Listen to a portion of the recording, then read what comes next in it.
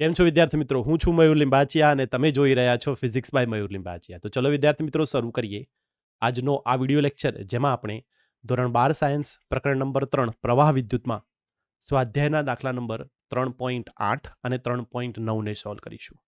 વિદ્યાર્થી મિત્રો, દાખલા નંબર 3.8ની રકમ તમારી સ્ક્રીન ઉપર આપેલી છે, જેમાં આપણને કહ્યું છે 8 વોલ્ટ EMFની અને 0.5 ઓહ્મનો આંતરિક અવરોધ ધરાવતી સંગ્રાહક બેટરીને 120 વોલ્ટવાળા ડીસી સપ્લાય વડે 15.5 ઓહ્મના અવરોધ મારફતે વિદ્યુત ભારિત કરવામાં આવે છે. તો વિદ્યાર્થી મિત્રો, વિદ્યુત ભારિત મતલબ ચાર્જિંગ કરવામાં આવે છે. તો આપણે આપણી જે મોબાઈલની બેટરી હોય છે એને આપણે ચાર્જ કરવા મૂકીએ છીએ. કોના દ્વારા? તો આપણા ઘરે જે એસી સોકેટ હોય છે એના દ્વારા. અહીંયા એ જે 8 EMF 8 વોલ્ટ EMF અને 0.5 ઓહ્મનો આંતરિક અવરોધ ધરાવતી જે બેટરી છે, એ બેટરીને 120 વોલ્ટના બેટરી વડે શું કરવામાં આવે છે? ચાર્જ કરવામાં આવે છે. તો અહીંયા વિદ્યાર્થી મિત્રો, આ જે ચાર્જિંગ પ્રોસેસ છે એ ચાર્જિંગ પ્રોસેસ આપણને કહી છે. હવે થિયરી પોર્શનમાં મેં ચાર્જિંગ અને ડિસ્ચાર્જિંગ બંને સમજાવેલું હતું. જે વિદ્યાર્થી મિત્રોને નથી ખબર એમના માટે અહીંયા મેં ફરીથી ડિસ્ચાર્જિંગ અને ચાર્જિંગ દર્શાવેલું છે, જેને હું તમને ટૂંકમાં સમજાવીશ. તો અહીંયા સમજી અને પછી તમે દાખલાને સરળતાથી ગણી શકો છો. તો જુઓ, જ્યારે કોઈ બેટરીને ડિસ્ચાર્જ મતલબ જ્યારે બેટરી યુઝ થતી હોય, તમે બેટરીને જ્યારે યુઝ કરતા હો ત્યારે એ બેટરી આ રીતે એક અવરોધ, જેને આપણે લોડ અવરોધ કહીએ છીએ, એની સાથે જોડાયેલી હોય અને બેટરીમાંથી પ્રવાહ નીકળે અને આ અવરોધમાં જાય. એટલે કે બેટરી હવે વપરાશે, ડિસ્ચાર્જ થશે. વપરાય એટલે ડિસ્ચાર્જ થાય, ઓછી થાય. આ સમયે બેટરીના બે છેડા વચ્ચે જે ટર્મિનલ વોલ્ટેજ છે, એ ટર્મિનલ વોલ્ટેજ VDESને આપણે લખો તો કેવી રીતે લખી શકાય? E-IR. અને જો હું આમાંથી આ બેટરીમાંથી જ્યારે ડિસ્ચાર્જ થતી હોય બેટરી અને મારે પ્રવાહ શોધવો છે, તો પ્રવાહ લખીશું E-V R plus small r, જ્યાં સ્મોલ r શું છે વિદ્યાર્થી મિત્રો? એનો આંતરિક અવરોધ, જે આપણને 0.5 આપેલો છે. ઓકે. અને ચાર્જિંગ મતલબ આપણા કેસમાં આ 8 વોલ્ટ EMF અને આ 8 વોલ્ટ EMF અને 0.5 ઓહમ અવરોધ ધરાવતી બેટરીને શું કરવામાં આવે છે? તો 120 વોલ્ટની બેટરી વડે ચાર્જ કરવામાં આવે. જુઓ, બેટરીમાંથી પ્રવાહ નીકળ્યો અને ક્યાં જાય છે? આ જાય છે આપણી જે બેટરી છે નાની 8 વોલ્ટ વાળી, એમાં જાય છે. મતલબ 8 વોલ્ટ વાળી બેટરી 120 વાળી બેટરી દ્વારા ચાર્જ થાય છે. તો આ કઈ પ્રોસેસ છે? ચાર્જિંગની પ્રોસેસ છે. અને ચાર્જિંગની પ્રોસેસમાં હંમેશા વિદ્યાર્થી મિત્રો એક સિરીઝ અવરોધ મૂકવામાં આવે. તો જો અહીંયા લખ્યું હશે 15.5 ઓહ્મના અવરોધ મારફતે. તો કયા અવરોધ? RS તમને આપેલો છે. કેટલો આપેલો છે? 15.5 ઓહમ. એના વડે શું કરવામાં આવે છે? આપણી બેટરીને ચાર્જ કરવામાં આવે છે. ખ્યાલ આવે છે વસ્તુ? તો આપણો કેસ એ ચાર્જિંગનો કેસ છે. હવે ચાર્જિંગના કેસમાં ટર્મિનલ વોલ્ટેજ, આપણી જે બેટરી છે એ બેટરીના બે છેડા વચ્ચે જે વોલ્ટેજ હોય, જેને ટર્મિનલ વોલ્ટેજ કહીશું, આ ટર્મિનલ વોલ્ટેજનું સૂત્ર થાય VDES બરાબર E+IR. અને જે ચાર્જિંગ પ્રવાહ છે, આને આપણે કહીશું ચાર્જિંગ પ્રવાહ. આ ચાર્જિંગ પ્રવાહ V-E R plus small r થાય. તો વિદ્યાર્થી મિત્રો, આ ચાર્જિંગ એકચ્યુઅલી R, આ જે છે એ R અહીંયા RS આવે વિદ્યાર્થી મિત્રો, બરાબર છે. તો આ રીતે વિદ્યાર્થી મિત્રો આપણને ચાર્જિંગ અને ડિસ્ચાર્જિંગના બંને કેસમાં જે પ્રવાહ છે, ચાર્જિંગ પ્રવાહ અને ડિસ્ચાર્જિંગ પ્રવાહનું સૂત્ર તથા ટર્મિનલ વોલ્ટેજનું સૂત્ર ખબર હોવી જોઈએ. તો હવે આપણને વિદ્યાર્થી મિત્રો આ ચાર્જિંગના કેસમાં કઈ કઈ વેલ્યુ આપેલી છે જુઓ. તો બેટરીનો EMF આપેલો છે E બરાબર 8 વોલ્ટ. આંતરિક અવરોધ કેટલો આપેલો છે? R બરાબર 0.5 ઓહમ. RS કેટલો આપેલો છે? જુઓ, 15.5 ઓહમ. અને બેટરી V વોલ્ટેજ કેટલો આપેલો છે? બેટરીનો જેના દ્વારા ચાર્જ થાય છે 120 વોલ્ટ. ઓકે, આટલી માહિતી તમને આપી દીધી છે. આગળ શું કહે છે જુઓ, વિદ્યુત ભારણની પ્રક્રિયા દરમિયાન બેટરીનો ટર્મિનલ વોલ્ટેજ કેટલો હશે? તો આપણે વિદ્યાર્થી મિત્રો આ ટર્મિનલ વોલ્ટેજ શોધવાનો છે. વિદ્યુત ભારણ માટે પરિપથમાં શ્રેણી અવરોધ રાખવાનો શું હેતુ છે એ સમજાવો. તો આપણે આ શ્રેણી અવરોધ શા માટે રાખવો પડે એ પણ સમજાવવાનું છે. એ હું તમને પછી સમજાવીશ. પહેલા આપણે ટર્મિનલ વોલ્ટેજ મેળવી લઈએ આ સૂત્ર દ્વારા. ઓકે, તો સીધું સૂત્રમાં શું કરવાનું છે? મૂલ્ય મૂકવાના છે. તો સીધા હું સૂત્રમાં મૂલ્ય મૂકું તો વિદ્યાર્થી મિત્રો આવું લખી શકાય કે ટર્મિનલ વોલ્ટેજ V ડેશ બરાબર E પ્લસ IR. હવે વિદ્યાર્થી મિત્રો આ કેસની અંદર તમને આ સૂત્રમાં I નું મૂલ્ય તો આપેલું નથી, તો મારે શું કરવું પડે?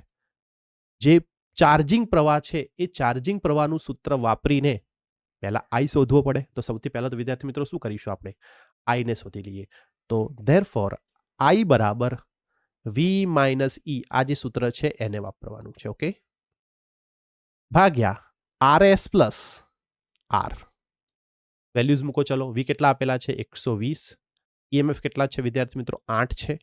ભાગ્યા હવે અહીંયા વિદ્યાર્થી મિત્રો RS 15.5 છે પ્લસ સ્મોલ r કેટલો છે? આંતરિક અવરોધ બેટરીનો 0.5 છે. તો ધેરફોર જો I ને શોધું તો લખી શકાય 112. 120 માંથી 8 જાય તો 112 અને 15.5 અને 0.5 એટલે વિદ્યાર્થી મિત્રો 16 આવશે. તો આપણને જે I મળ્યો એ I વિદ્યાર્થી મિત્રો 7 એમ્પિયર મળે. 112 ભાગ્યા 16 કરશો તો તમને શું મળશે? 7 મળશે. તો હવે વિદ્યાર્થી મિત્રો મારી પાસે I જે ચાર્જિંગ પ્રવાહ છે આવી ગયો. હવે હું શું કરીશ? આ ટર્મિનલ વોલ્ટેજના સૂત્રમાં ચાર્જિંગ પ્રવાહનું મૂલ્ય મૂકી અને સરળતાથી આન્સર શોધી લઈશ. તો જુઓ, ધ્યાનથી જોજો જરા. હા, હવે તો therefore V dash is equal to E plus IR. E કેટલા છે? 8 વોલ્ટ. I આપણને મળી ગયા 7. R કેટલા છે? 0.5. ધેરફોર V ડેશ બરાબર 8 વત્તા 7 50 અને 35 એટલે 3.5 થાય.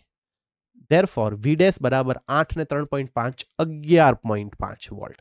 તો વિદ્યાર્થી મિત્રો આપણને જે માગ્યો છે એ ટર્મિનલ વોલ્ટેજ બેટરીનો મળી ગયો. દાખલો બહુ ઇઝી છે. ફક્ત તમારે વિદ્યાર્થી મિત્રો આ ચાર્જિંગ અને ડિસ્ચાર્જિંગનો કન્સેપ્ટ છે એ કન્સેપ્ટ તમારા મગજમાં ક્લિયર હોવો જોઈએ. હવે આ કન્સેપ્ટ મેં થિયરીમાં ઓલરેડી ચલાવેલો છે. આ બંને સૂત્રો કેવી રીતે આવ્યા એ મેં એક્સપ્લેન કરેલું છે. તો તમે એ ન સમજ્યા હોય તો તમે જ્યારે થિયરી પ્લેલિસ્ટમાં અવેલેબલ છે, પ્લેલિસ્ટમાં જઈ અને આ ચેપ્ટરની થિયરીને જુઓ, તમને ખ્યાલ આવી જશે. ઓકે, હવે વિદ્યાર્થી મિત્રો આપણે દાખલા નંબર 3.9 ઉપર જઈશું. વિદ્યાર્થી મિત્રો દાખલા નંબર 3.9ની રકમ તમારી સ્ક્રીન ઉપર આપેલી છે, જેમાં આપણને કહ્યું છે ઉદાહરણ 3.1માં કોપર સુવાહકમાં મુક્ત ઇલેક્ટ્રોનની અંદાજિત સંખ્યા. હવે આપણે 3.1માં શું હતું? 3.1માં વિદ્યાર્થી મિત્રો એક કોપરનો ટુકડો હતો. આ કોપરના ટુકડામાં જે મુક્ત ઇલેક્ટ્રોન છે જે અસ્તવ્યસ્ત દિશામાં ભ્રમણ કરતા હતા વિદ્યાર્થી મિત્રો, એની આપણને શું કીધું છે? અંદાજિત સંખ્યા ઘનતા આપેલી છે. સંખ્યા ઘનતાને આપણે વિદ્યાર્થી મિત્રો સ્મોલ n તરીકે દર્શાવીએ છીએ. શું છે? કુલ સંખ્યા ભાગ્યા કદ. સંખ્યા ઘનતાને શું કહેતા હતા? જે આપણા પાસે મુક્ત ઇલેક્ટ્રોન છે એ મુક્ત ઇલેક્ટ્રોનની કુલ સંખ્યા, જેને કેપિટલ N વડે દર્શાવાય, ભાગ્યા કદ કરું તો આપણને મળે સંખ્યા ઘનતા. તો વિદ્યાર્થી મિત્રો સંખ્યા ઘનતાને આપણે સ્મોલ n વડે દર્શાવતા હતા. તો આપણને સંખ્યા ઘનતા આપી દીધી છે. કેટલી આપી દીધી છે? જુઓ, 8.5 × 1028 પ્રતિ મીટર ક્યુબ. ઓકે, આગળ શું કહે છે રકમમાં? આ ઇલેક્ટ્રોનને 3 મીટર લાંબા તારના, જો તો આ જે આપણો કોપરનો તાર આપેલો છે એ 3 મીટર લાંબો આપેલો છે, બરાબર. L તમને આપી દીધો છે. તો ધેરફોર L બરાબર 3 મીટર. આગળ શું કહે છે?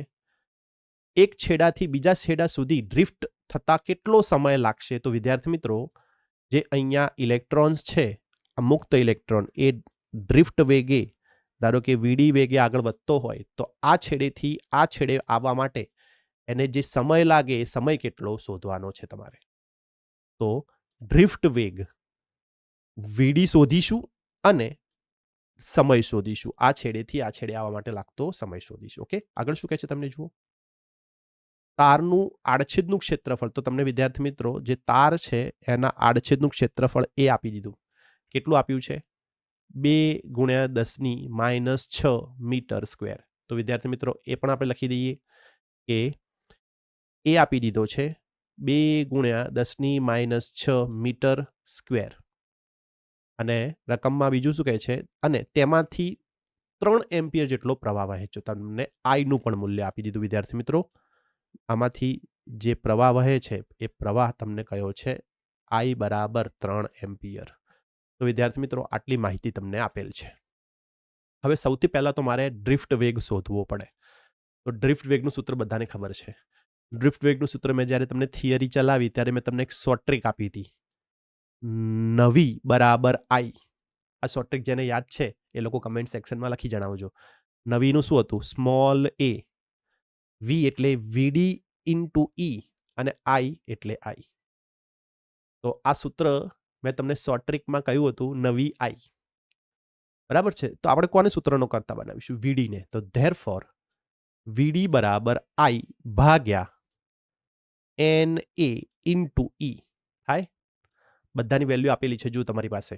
તો ધેરફોર વીડી બરાબર આઈ કેટલા છે, 3 એમ્પિયર જો આપેલા છે અહીંયા, ભાગ્યા એન કેટલા છે 8.5 ગુણ્યા 10⁻28 ગુણ્યા એ કેટલો છે, એ આપણને આપેલો છે 2 ગુણ્યા 10⁻6 ગુણ્યા ઈ. ઈ મતલબ ઇલેક્ટ્રોન પરનો વિદ્યુતભાર 1.6 ગુણ્યા 10⁻19. તો આટલી વેલ્યુ તમને આપી દીધી છે. હવે આપણે સાદુરૂપ આપી દઈએ તો શું થાય વિદ્યાર્થી મિત્રો, therefore VD is equal to, જરા જોતા જજો અને તમારી રીતે તમે કેલ્ક્યુલેટરનો યુઝ કરી અને ગણતરી એકવાર કરતા પણ રહેજો. ઓકે. તો 3 ભાગ્યા, હવે બંનેનો ગુણાકાર કરું તો 16 દુ 32 એટલે 3.2 થાય. તો લખી શકાય 8.5 ગુણ્યા 3.2 ગુણ્યા ઘાત કેટલી છે 10⁻28. આ 6 અને 9 કેટલા થાય 25. તો -25. તો ઘાતોનો મેં શું કર્યો, સરવાળો કર્યો. ધેરફોર આધાર સરખો હોવાથી ધેરફોર વીડી બરાબર 3 ભાગ્યા, હવે જે 8.5 વિદ્યાર્થી મિત્રો અને 3.2 છે, જ્યારે એનો તમે ગુણાકાર કરશો એટલે તમને મળશે 27.2 ગુણ્યા 28માંથી 25 જાય એટલે વધે 3 મીટર પ્રતિ સેકન્ડ. તો ધેરફોર વિદ્યાર્થી મિત્રો વીડી બરાબર, હવે 3 ભાગ્યા 27.2 કરશો એટલે 0.1103 ગુણ્યા 10⁻3. આ ઉપર જાય એટલે પોઝિટિવની નેગેટિવ થઈ જાય અને 3 ભાગ્યા 27.2 કરશો એટલે મળશે 0.1103 ગુણ્યા 10⁻3 મીટર પ્રતિ સેકન્ડ. ઓકે. હવે શું કરવાનું છે, હવે હું પોઈન્ટ કાપી લઈશ. તો therefore VD is equal to 1.1, આ પોઈન્ટને અહીંયા લઈ ગયો તો શું થશે વિદ્યાર્થી મિત્રો, 10⁻4 મીટર પ્રતિ સેકન્ડ. ઓકે. તો વિદ્યાર્થી મિત્રો 10⁻4 મીટર પ્રતિ સેકન્ડ, 1.1 ગુણ્યા 10⁻4 મીટર પ્રતિ સેકન્ડ તમારો ડ્રિફ્ટ વેગ મળ્યો. આપણે ડ્રિફ્ટ વેગની સાથે સાથે શું શોધવાનું છે, લાગતો સમય. આ ઇલેક્ટ્રોનને આ છેડેથી આ છેડે જવા માટે લાગતો સમય શોધવાનો છે. ક્યારે, જ્યારે એ ડ્રિફ્ટ વેગથી ગતિ કરતો હોય ત્યારે. તો ધ્યાનથી જુઓ, જ્યારે ઇલેક્ટ્રોન, ધારો કે તમારી પાસે આ તાર છે, આ તારના આ છેડે વીડી વેગથી આ છેડે જવા માંગે અને જો તારની લંબાઈ કેટલી હોય, એલ હોય વિદ્યાર્થી મિત્રો, તો જે સમય લાગશે એ સમયને કેવી રીતે લખી શકાય, વેગ બરાબર અંતર ભાગ્યા સમય. અંતર કેટલું છે વિદ્યાર્થી મિત્રો, જુઓ અંતર છે એલ લંબાઈ જેટલું, આ છેડેથી આ છેડે એટલે કેટલું, એલ લંબાઈ જેટલું, અને ભાગ્યા સમય કેટલો લાગે છે, ટી લાગે છે. તો વિદ્યાર્થી મિત્રો આ કેસની અંદર મારે ટી શોધવો હોય તો ટીને સૂત્રનો કરતા બનાવું તો ટી બરાબર એલ ભાગ્યા વીડી. એલ આપેલું છે 3 મીટર, વીડી આપણે શોધી લીધું છે 1.1 ગુણ્યા 10⁻4. તો વિદ્યાર્થી મિત્રો ટી તમારો આવશે એ આવશે 2.12 ગુણ્યા 10 થી આ ઉપર જાય એટલે +4 ઇન્ટુ સેકન્ડ. મતલબ તમારો જે સમય છે એ સમય આપણને મળશે 2.12 ગુણ્યા 10⁴ સેકન્ડ. હવે આને તમે વર્ષમાં પણ ફેરવી શકો છો, પણ વર્ષમાં ફેરવાની જરૂર હોતી નથી. તો આશા રાખું છું કે આ બંને દાખલા તમને સમજાયા હશે. આ દાખલો તો વિદ્યાર્થી મિત્રો મેં તમને જે શોર્ટ ટ્રિક આપી હતી નવી આઈ, એની ઉપર જ આધારિત છે. તો જો બંને દાખલા સમજાયા હોય, મારી ટીચિંગ મેથડ પસંદ આવતી હોય તો પ્લીઝ ચેનલને સબસ્ક્રાઈબ કરો. નોટિફિકેશન બેલ આઇકોન દબાવો અને તમારા ફ્રેન્ડ સાથે આ વિડીયોઝને જરૂરથી શેર કરો. હવે આપણે મળીશું નેક્સ્ટ વિડીયો લેક્ચરમાં. ત્યાં સુધી બધા વિદ્યાર્થી મિત્રોને થેન્ક્સ ફોર વોચિંગ. બાય.